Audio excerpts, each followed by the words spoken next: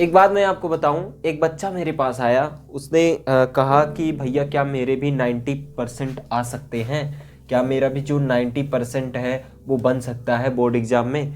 तो मैंने उसको प्रेम से बोला कि बेटा तूने अगर अपना ना 100% दिया हुआ है, जो तेरा ये गोल है इस पर तूने 100% अपना दिया है, तो डेफिनेटली तेरा 90% आएगा ही आएगा। क्या मैंने ये बात सही बोली? और 100% देने का मतलब ये क्या है, ये समझ लो बात को। 100% देने का मतलब ये नहीं है कि आप दिन रात बैठ करके सिर्फ पढ़ाई ही करते जा रहे हो। पढ़ाई करने से आप अच्छे बोर्ड में अच्छे नंबर नहीं ले आ सकते हो भाई, नहीं लेकर के आ सकते हो। क्यों नहीं लेकर के आ सकते हैं भैया? क्योंकि देखो बोर्ड में होता क्या है, आराम से समझो, हड़को मत आप लोग। क्यों नहीं आएगा, समझो बात को। देखो चीजों को जब आप पढ़ते जाते हो, पढ़ते तो हो अच्छे से, कंटेंट वगैरह सब कुछ तो क्लियर है, टॉपिक वगैरह, लेकिन किस टाइप से आपके क्वेश्चंस आ रहे हैं, किस टाइप से आपके सॉल्यूशंस आ रहे हैं, क्या क्या मतलब सॉल्यूशन तो नहीं आता है, खैर प्रश्न आते हैं, कैसे कैसे क्वेश्चंस आते हैं, ये सब चीजें जानना भी एक 90% पाने वाले बच्चे के लिए भी बहुत ज्यादा इंपॉर्टेंट हो जाता है। उसने अगर बढ़िया तैयारी की हुई है।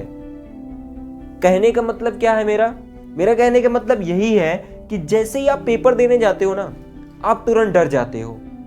आपने कभी देखा ही नहीं है सैंपल कैसे होता है, चीजें कैसे होती है, हमने कभी भी उस टाइप के क्वेश्चन सॉल्व ही नहीं किए हैं। थ्योरी पढ़ लिया है, उसके पॉइंट्स हम अभी उसी थ्योरी में से 2-4 प्रश्न बना दिए जाएं, आप नहीं कर पाओगे।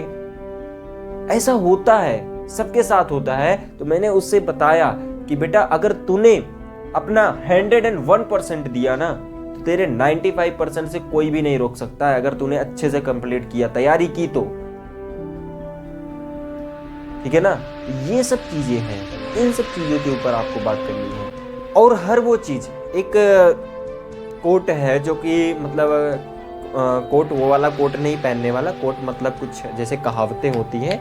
तो एक बार जैसे SR के आप जानते हैं, शाहरुख खान ने कहा था ना, किसी भी चीज को आप शिद्दत से पालो ना, शिद्दत से चाहो, सॉरी, किसी भी चीज को आप अगर शिद्दत से चाहो ना, उसको मिलाने के लिए पूरी कायनात आपके पीछे लग जाती है कि चाहे जैसे आप उसको पाओगे। तो समझ रहे हो बात को ना? तो मेरे थोड़ा सा गलत हो गया तो आप लोग मैनेज कर लीजिएगा, उतना मुझे उतना डायलॉग वगैरह नहीं आते हैं, तो आप समझना।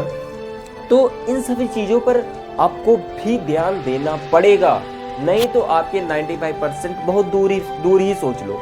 ठीक है ना? कहने का मतलब क्या है, आपको YouTube वीडियोस भी देखने पड़ेंगे, आपको देखने पड़ेंगे भाई साहब, क्योंकि सॉल्व कैसे होता है, क्वेश्चन पेपर्स कैसे होते हैं, उसके सॉल्यूशन कैसे हम करेंगे, कैसे चीज़ें होंगी, क्योंकि इस बार का पैटर्न थोड़ा सा अलग कर दिया गया है। पैटर्न के में मतलब कि क्वेश्चन वगैरह को सब कुछ को अलग अलग कर दिया गया है। जैसे क्वेश्चन का मतलब क्या कि 20 पहले OMR सीट पर होगा मतलब होगा कह रहे हैं तो कोई दिक्कत नहीं है, ठीक है ना? बेस OMR सीट पर होगा, चीज़ें होंगी आपके पास, समझ में आ रहा है बात ना? तो वो सभी चीज़ों को कैसे मुझे करना है, इन सभी चीज़ों पर भी आपको रुक करके चलना पड़ेगा, वो सब चीज़ों को भी साथ में लेकर चलना होगा। सिर्फ पढ़ाई के बदौलत आप 95% नहीं लेकर के आ सकते हो। क्वेश्चंस आपको लिखने कैसे हैं, कहाँ अंडरलाइन करना है, कहाँ आपको मतलब क्वेश्चन मतलब जो भी आप थ्योरी लिखोगे बीच में कौन से वर्ड्स के ऊपर आपको अंडरलाइन करना है, क्या क्या चीज़ें हैं, ये सभी चीज़ें आपको करके चलनी पड़ेंगी। एक अकेले आपको केवल थ्योरी रट करके ये सब चीजें करने से बिल्कुल कुछ नहीं होने वाला है। अभी क्वेश्चन की बात कर लो, मैथमेटिक्स के अगर क्वेश्चन में, मैथ्स के अगर क्वेश्चन में आपको मान लो थोड़ी सी अगर संख्याएं बदल करके चीजें दे दी गई, तो आप थोड़ा से कंफ्यूज तो होगे ना। तो उसी चीज की प्रैक्टिस भी आपको साथ ही साथ करके चलनी पड़ेगी।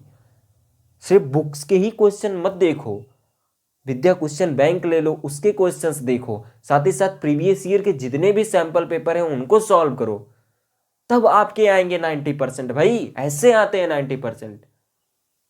जब मैंने इतना लेक्चर उसको दिया ना, इतने चीजें समझाया ना, तब वो बोला कि हाँ भैया अब मुझे समझ में आ गया है, अब मुझे क्या करना है।